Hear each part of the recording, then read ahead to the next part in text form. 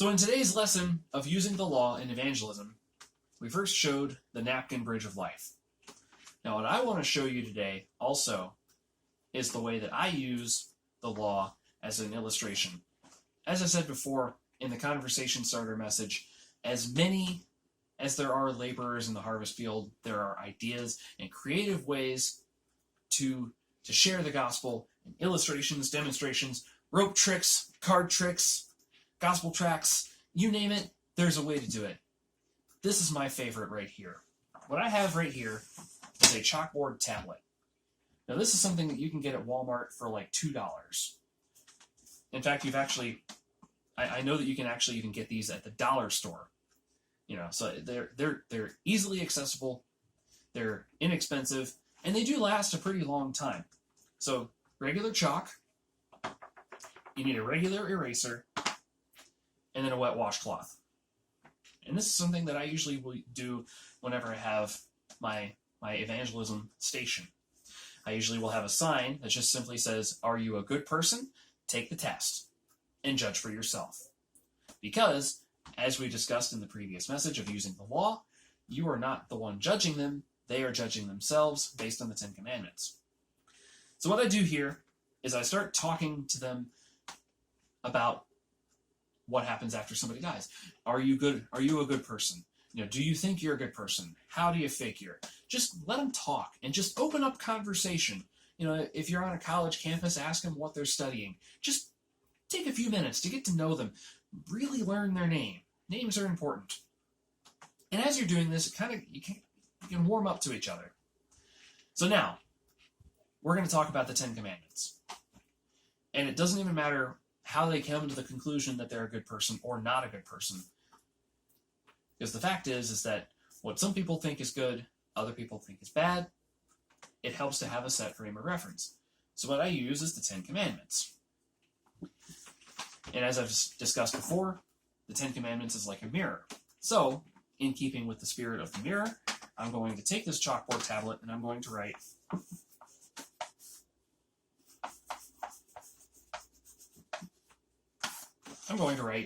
your name. And so that way, whenever I look at it, I see Willie, and whenever you look at it, you're going to see your own name. This is helpful if you're in a public place and you have other people coming and going, so that way you don't have to write everybody's name. I've had a crowd of 10 people before, and I just go down the line, what's your name, what's your name, what's your name? And you can just keep going, and it's a great way to learn people's names. People appreciate it when you remember their name. Now, Ten Commandments is like a mirror, doesn't change how you look, just shows you how you look, doesn't make you a good person, just shows you what kind of person you are, so on and so forth. This is your Ten Commandment mirror. I'm going to ask you how well you've kept the Ten Commandments, and I'm going to write the answers accordingly. All right? Moving right along. Have you ever lied before? Yes. Okay. What do you call somebody who lies? A liar.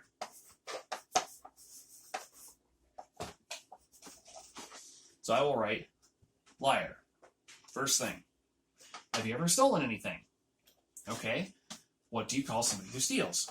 A thief. So now we have liar and thief. Have you ever used God's name as a curse word or God's name in vain? Do you know what that is? It's called blasphemy. And I promise you, I can generally fit it.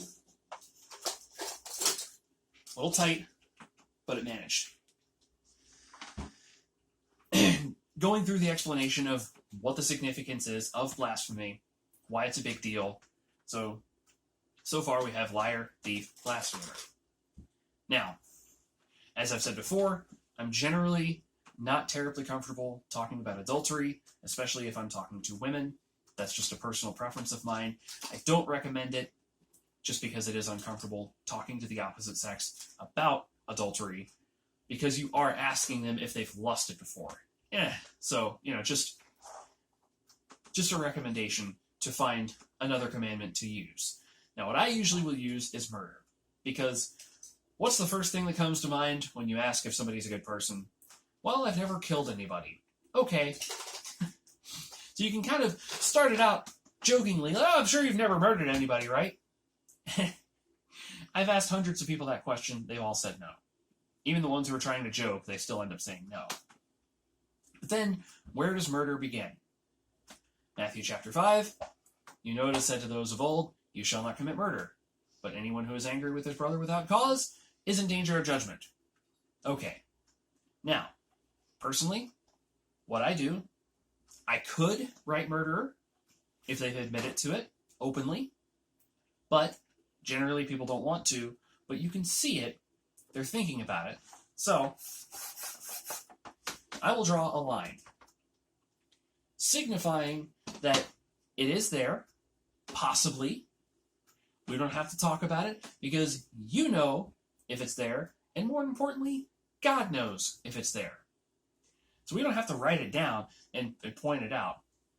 If you don't want to use that particular one, let's say you're talking to a child. You know, he might be 10 years old. Obviously, once again, adultery, not really a thing for a 10-year-old. Murder, a little bit heavy, especially if his parents are right there. How dare you call my child a murderer? Okay, fair enough. What about coveting? You shall not covet your neighbor's goods. Kids are greedy. Let's just face it. If you don't think that kids are greedy, you either were never a kid yourself, or you don't have kids to remind you. But you can even ask that question. Have you ever wanted something that you couldn't have? That's coveting. And so you can even write a coveter. So right there, you've admitted to me being a liar, thief, blasphemer, coveter, and even possibly a murderer. Doesn't look too good, does it? Nobody wants to look under their name and see all these horrible names attached to it. So here's where the eraser comes in.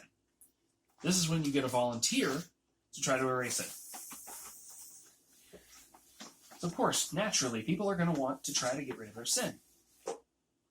They're going to say, oh, it was a long time ago. It wasn't that big of a deal. I've done more good than I've done bad. Just whatever. And it's just like this eraser.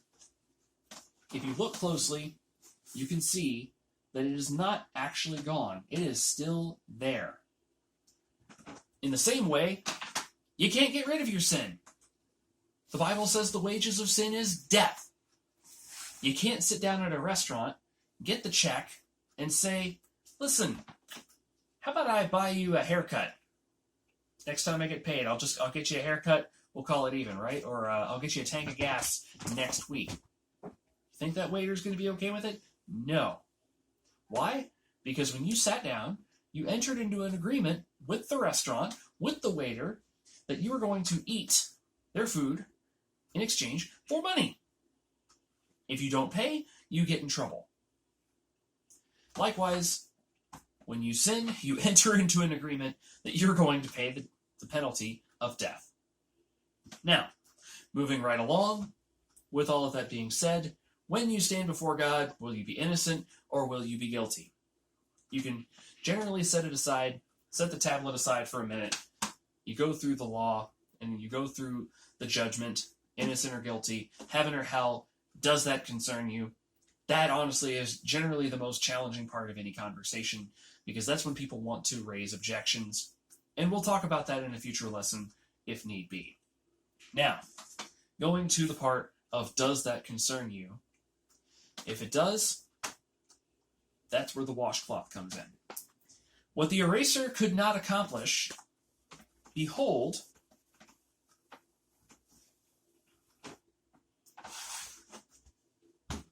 you have a clean slate. You can take a very close look at that, and you will see no evidence of sin. Nothing. You have a completely clean slate, and now you can ask, do you know what God did for you so you can have a clean slate like this? And right there, it opens you up to the gospel. And so that, my friends, is how I use the chalkboard to demonstrate the law in evangelism. Thanks again for watching.